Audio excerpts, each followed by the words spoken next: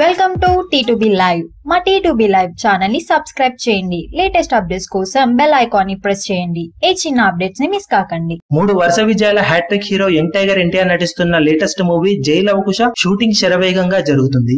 కాగా ఈ సినిమా తర్వాత ఎన్టీఆర్ చేయబోయే సినిమా ఏ దర్శకుడితో ఉంటుందా అనేది ఇప్పుడు ఆసక్తికరంగా మారింది. త్రివిక్రమ్ దర్శకత్వంలో చేయబోతున్న సినిమా క్యాన్సిల్ అవుతున్నట్లు వస్తున్న వార్తలతో ప్రస్తుతం ఎన్టీఆర్ దాదాపు 8 నెలల కాలం ఖాళీగా ఉండే అవకాశం ఉందని ఇప్పుడు ఇండస్ట్రీలో చెప్పుకుంటున్నారు. త్రివిక్రమ్ శ్రీనివాస్ తర్వాత ఎన్టీఆర్ చేయబోయే సినిమా కొరటాల శివ దర్శకత్వంలో ఉండబోతుంది. ప్రస్తుతం కొరటాల శివను తీసుకురావాలి అంటే కొరటాల శివ మహేష్ తో చేయబోతున్న భరత్ అనే నేను సినిమాను ముగించుకోవాల్సిన అవసరం ఉంది. కాగా ఆ సినిమా వచ్చే ఏడాది సమ్మర్ ను టార్గెట్ చేస్తూ రిలీజ్ చేయబోతున్నట్లు సమాచారం. దాంతో అప్పటి వరకు ఎన్టీఆర్ ఖాళీగా ఉండే అవకాశం ఉండటంతో ఇప్పుడు ఇండస్ట్రీలో ఓ ఆసక్తికరమైన వార్త ప్రచారంలో ఉంది. Tollywood number 1 director SS Rajamouli Baahubali 2 humongous success తర్వాత తన కొత్త సినిమాను మొదలు పెట్టే పనిలో ఉండటంతో ఇప్పటికే 1.5-2 నెలలు గడవడంతో ఓ కథను ఫైనల్ చేసుకున్నట్లు ఇండస్ట్రీలో చెప్పుకుంటున్నారు.